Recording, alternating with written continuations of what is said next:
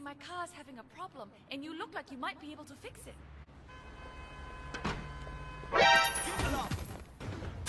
What's going on, folks? T-Man here, and you've seen the title of the video. Your big heart could get you killed. And we're not talking about any medical issues. We're not talking about you having a big, huge heart that can explode in any minute. We're talking about metaphorically here. You have a big heart, you like to help a lot of people. But here's the thing.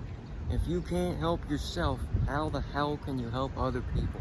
I'm sure you've heard them all before. I'm sure you've heard all the expressions. You put your plane mask on before you help other people. You put your fire suit on before you jump into the fire.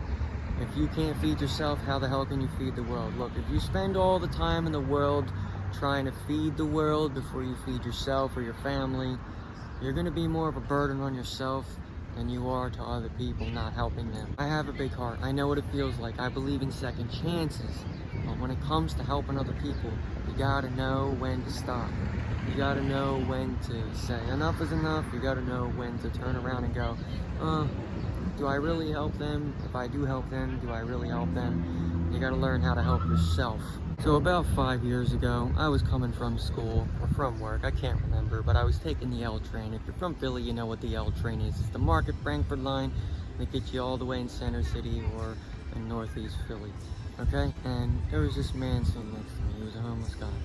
Now, he told me his sob story, okay? And I'll tell you, I gave him more than I'm willing to admit. And he tells me that he was a boxer before he accidentally killed his own sparring partner, knocking him out. And he spent 20 years in prison for manslaughter.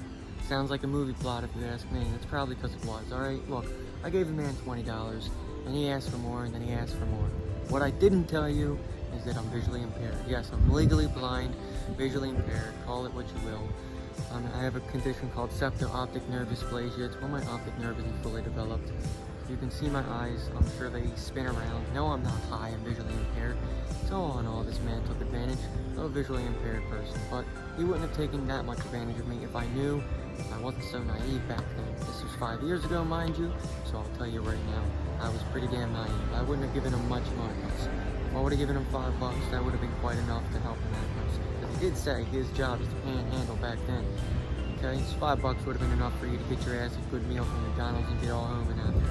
So the end of the story is, you just learn from your mistakes. You learn, you live and you learn, alright? You mess up, you help more than you're willing to, or you help more than you should, and you get taken advantage of by your kindness, alright? Shit happens. If you are focused on helping 20 homeless people instead of feeding your kids, that's where your big heart can become a burden, not to only you, but to other people.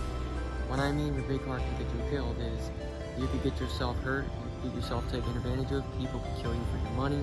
Your big heart is really opening yourself out there, alright? Just be careful. Be careful. DTA, don't trust anyone. I know what that means. I've been there before.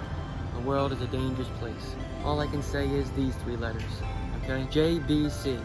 Just be careful. JBC. Just be careful, right? Just be careful how much you help. Be careful who you help. Be careful when you help, okay? If your family comes first, you cannot spend time helping other people. You gotta spend time helping your family. But if you can help other people, just be careful how much you help them, alright? Just be careful what you do and how you do it. Don't give them $20, give them $5. If you're gonna feed somebody, don't give them a huge 5-star meal. I mean, if you can do it, then you can do it. But give them a good meal, alright? Before you give them money for their drug addiction or whatever have you, okay? Give them money to feed themselves, alright? I've been through it. I know what it feels like. I, myself, have gone through dealing with people with big hearts. My mother, she got a big heart. And she can be a glutton for punishment, I'll tell you.